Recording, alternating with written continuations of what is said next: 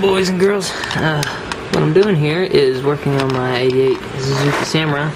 I was having a lot of shimmy shake at about 50 to 55, and I took my vehicle in and got the wheels and tires rotated and rebalanced. I haven't done that in 3-4 years. I don't drive this a whole lot. I drive my motorcycle, or ride my motorcycle more than I drive this. This is more my winter vehicle. And while I was going ahead, after they got done putting the front wheels on, while they had them on the jacks, I was shaking it around, and I had a pretty good amount of movement in this, so I tightened the nut up on this. I just had to use pliers this time. I have on order an actual socket so I can torque it, because surprisingly it says 68 foot-pounds. I didn't think it was that much, but it's still, I got it pretty tight and just barely loosened off. And then I put a gauge. I got a gauge. Of course, it's not like a professional tool one, but you test the tension until this turns. You really, on the diagram it shows, I think they get strained. They tie a knot right here, and they go around the lug nuts, and then you put a hoop there, and you pull it like that. I just started like that and pulled until it stopped, and I just looked at the gauge, and it's within specs. It's for pounds, it's 2.2 to 6.6, and I was about 3, so I'm good on that. And I took all this, I popped everything out and re-greased the bearings. Of course, the inner one I couldn't because the seal is still in there. You have to pop the seal out. I don't have a spare seal, so I just gooped out all the old grease and put new grease on the back bearing. The bearing on the back was nice and tight. This one, the outer bearing, that one can fall out. That free falls out. And it had a good amount of play in it. I can't remember. I have to have a new one to know. Of course, these are the cone type bearings, so they're not like ball bearings where you can really feel the inner race and the outer, and I mean really jiggle them to know if they're worn or not. So I off the top of my head, I can't remember what is considered worn on those. But I tightened it up, and there's no shake or nothing. So I think they're still good. They were just loose. The other one is just a little bit of movement. I did get this tightened up, and you just put your wheel back on. You can have all this, and you can even have this off. Still bolt your wheel up so you can keep testing it, shaking it and stuff. And it got tight for the left and right shake, but the up and down, it was still kind of loose. So I was like, crap, the kingpin has to be out. Which I replaced those when I did my bearings. Probably I rebuilt the whole front end, well, except the pumpkin, obviously. 6 years ago, I think. Yeah, it's probably been 6 years. And I forgot what I was gonna say. Anyways, I did it right, and I put new kingpin bearings and just reused the shims. I really still don't understand how to shim it right, how to test that. You just kind of test it by shaking the wheel. That's all it says in the service manual. And I just reused the shims, and because you have a kingpin on top and you have it on bottom. It's just a 4-bolt plate there, and there's shims there. So when you take that off, you get shims can be. I just know of 2 sizes, like 0.01 millimeter and 0.05 millimeter. They're really thin. You wouldn't even know if they're stuck on the cap or on the knuckle. You sometimes won't even know they're there. So you really got to know. And sometimes they're not there. Like I think this one has 2 shims, 2 thin shims. The bottom has 1. I think one over there has a thick shim and no shim on one of them. So it's just make sure you keep up with how it was. And I just put it back. It was all tight when I got done. But a good thing is don't do like I do. 6 years. I would drive hell, 1,000 miles, and then you really need to recheck these, because after they seat, wear in, and the grease is separated, moved, get all situated, you really need to come back in and check your bearings. Of course, the simple test is just to jack the front end and shake your tires up and down and left and right. Checking the kingpins is just the same. You just got to know that the main bearings, the wheel bearings, are where they need to be, and if you still feel shake, it could be your kingpins. It's just one of the things you don't really know until you just go ahead and just replace them. I mean, that's pretty much what you got to do. Just might as well replace them all when you do a front end. That way, you know, I know it kind of feels like a waste of money, but at least you'll know that you got new bearings and everything. But anyways, the point of this video is I went ahead and completely took apart the hub, and of course I'm putting it back together. I just re-greased it. When I took the old grease out, I should have kept a paper towel with it on there.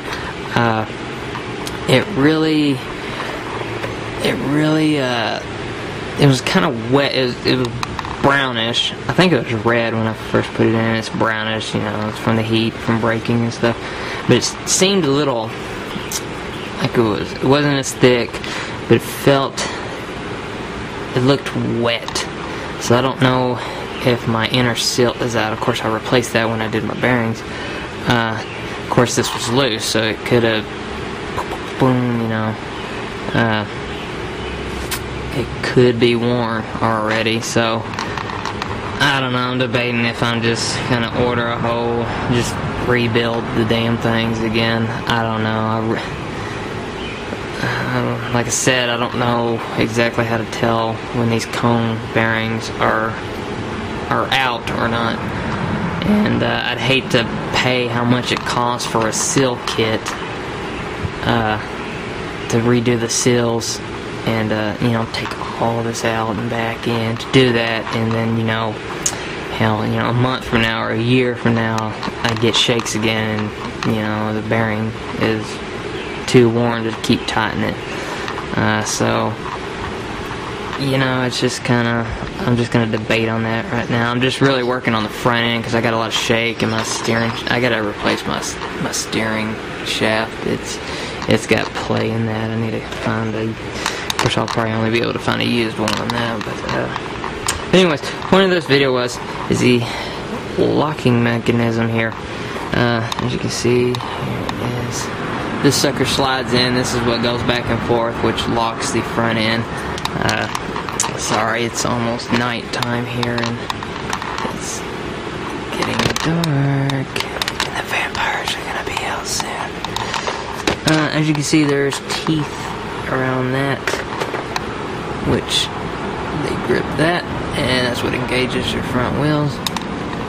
And it's obviously spring loaded, and when you turn this from free to lock, it pushes it in. You bring it to free, it sucks it back out, and as you can see, there's a spring and a denting ball. What that goes to is this big snap ring here holds this in. Let me get my light back here. Sorry, boys and girls, I don't have a good light setup.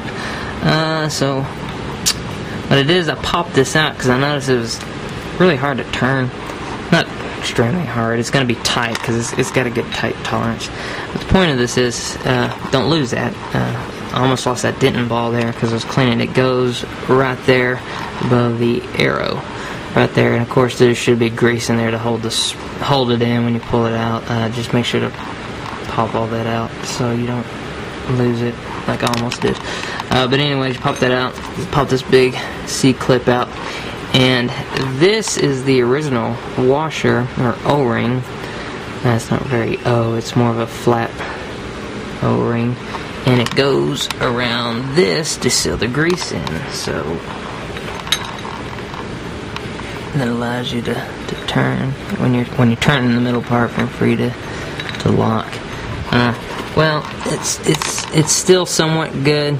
I wasn't leaking anything, but as you can see, it's cracking on one side. It's dried out on one side, which would be the outer side, and then the inside still looks brand new, but it's almost done. So, went into my O-ring kit and found me an O-ring. Now these are an actual O-ring, they're round, so I'm not exactly what should be here, but it works.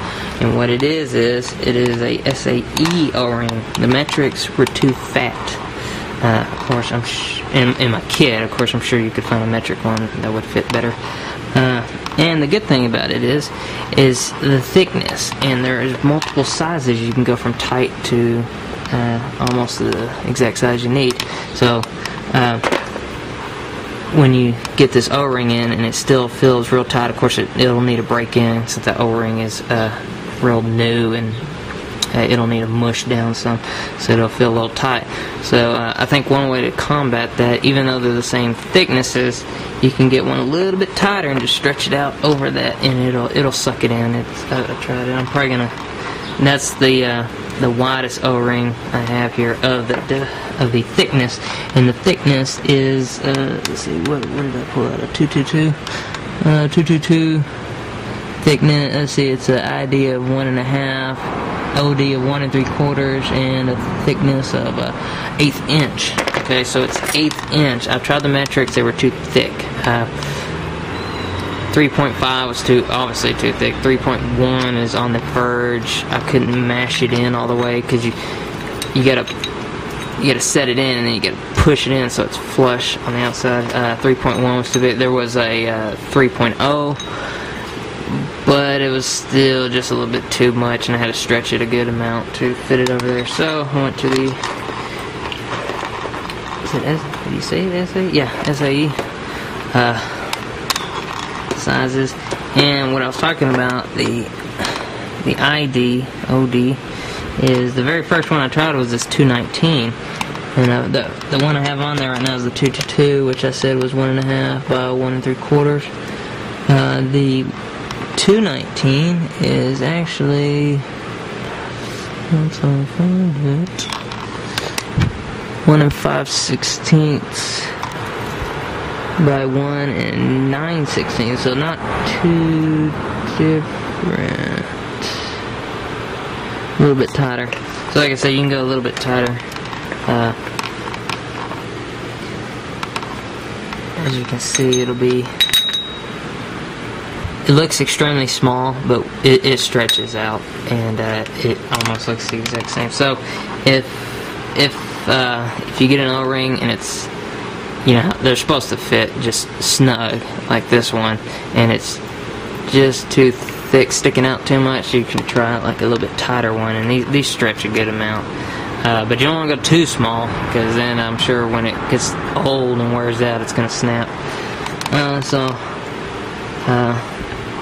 I think it's going to work pretty good. I'll put a little bit of grease on it, and let me get it set right here.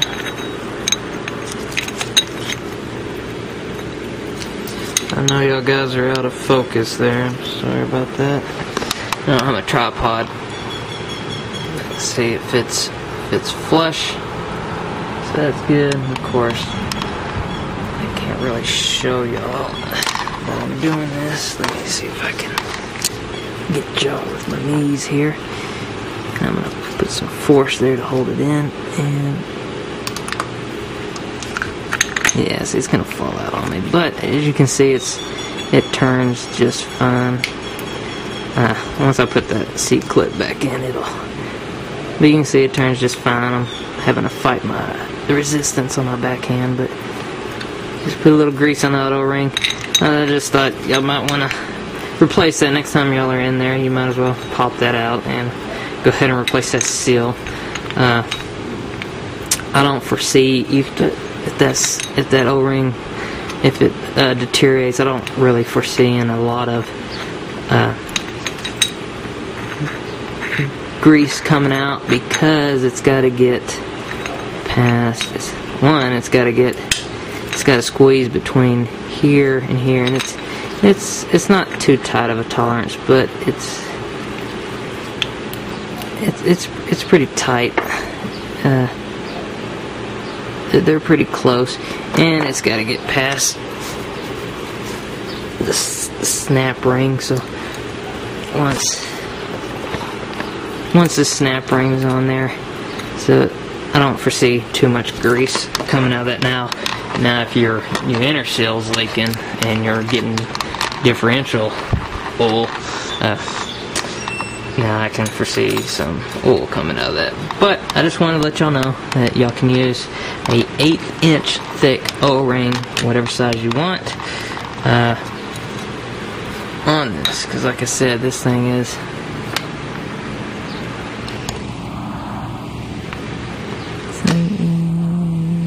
yeah, it's all cracked up on one side and the other. Looks pretty new, but it's almost cracked all the way through. So thought I'd just go ahead and replace that. As you can see, it's kind of a flat. This probably actually would be better if I used an OEM one, but I hate having to find these part numbers and stuff, so might as well just go with a standard O-ring and be done with it. And that's it, boys and girls.